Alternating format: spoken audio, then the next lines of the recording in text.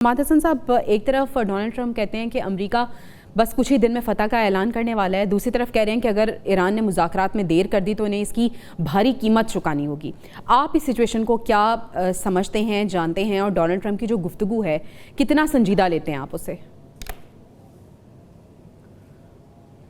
मुझे आपकी आवाज सही तरह से नहीं आ रही है, लेकिन थोड़ा बहुत मैंने आपका सवाल समझने की कोशिश की। देखिए, डोनाल्ड ट्रंप का जो रवैया है उसमें कोई एतदाल नहीं है, कोई तवाज़ुन नहीं है, कोई कंटिन्यूटी नहीं है। वो सुबह एक बात करते हैं, शाम को दूसरी बात करते हैं।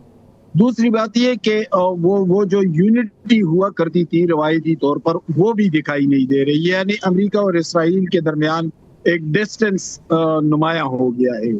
दूसरी तरफ ईरान ने एक सरप्राइज को दे दिया है, यानी वो उनके सामने बिल्कुल डट गया है, जबकि खित्ते के मामलात जो है वो भी बहुत मुख्तलिफ है। यानी अफगानिस्तान बिल्कुल ईरान के किनारे पर है, और अफगानिस्तान के अंदर जो सूरत हाल है, या माजी में अमरीकी इत्तेहादियों को जिस अजीमत का सामना करना पड़ा था, अभी तक बाग्राम एयरबेस पर पड़ा हुआ $7.5 अरब का असला उनके लिए दर्द-ए-सर बना हुआ है।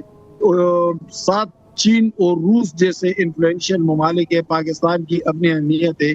तो ये जंग जो रवायती जंग हुई थी उससे बहुत मुख्तलिफ भी है और पेचीदा भी है। दूसरी बात यह कि अमेरिका ने जब भी इस तरह की जंग लड़ी तो उनको बारहा हजीमत का सामना करना पड़ा। यानी वियतनाम की मिसाल सामने, और बहुत सारी मिसालें हैं। तो एक तो ये जंग किसी मंतकी अंजाम की तरफ बढ़ता दिखाई नहीं दे रहा है। सुबह एक बात होती है, शाम को दूसरी बात होती है। तो दूसरी बात यह कि यहाँ पर खित्ते के मामलात जो है वो बहुत मुख्तलिफ है। अब एक तरफा तौर पर तो कोई बड़ी ताकत की दुनिया रही नहीं कि बस सिर्फ अमेरिका बड़ी ताकत है। भाई, अमेरिका बड़ी ताकत है, लेकिन हम आप चीन को भी नजरअंदाज नहीं कर सकते। हाल ही में पाकिस्तान ने इंडिया का जो हशर कर दिया था, तो उसके पीछे चाइनीज टेक्नोलॉजी या जो जायंट टेक्नोलॉजी थी दोनों ममालिक की, उसका भी बड़ा किरदार है।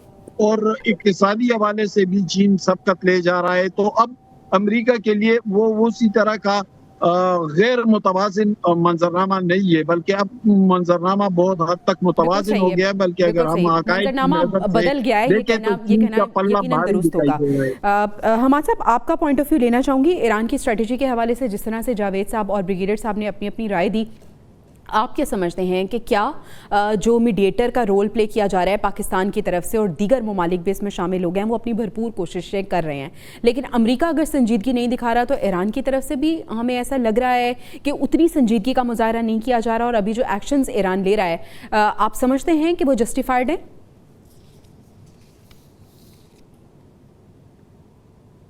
मेरी आप मुझसे पूछ रही है? जी हमाद साहब, आपसे सवाल है मेरा।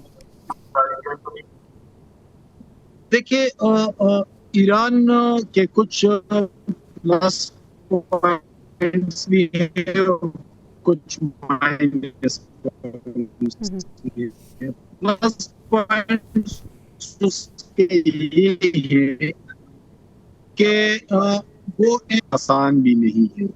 चीन और रूस जैसे ममालिक हैं, उसका हमसाया मुल्क पाकिस्तान जैसा मजबूत मुल्क भी है। लेकिन कुछ प्लस पॉइंट्स में ईरान का ये भी जा रहा है कि गुज़श्ता 47 ईयर से उसको आइसोलेशन में रखा गया है।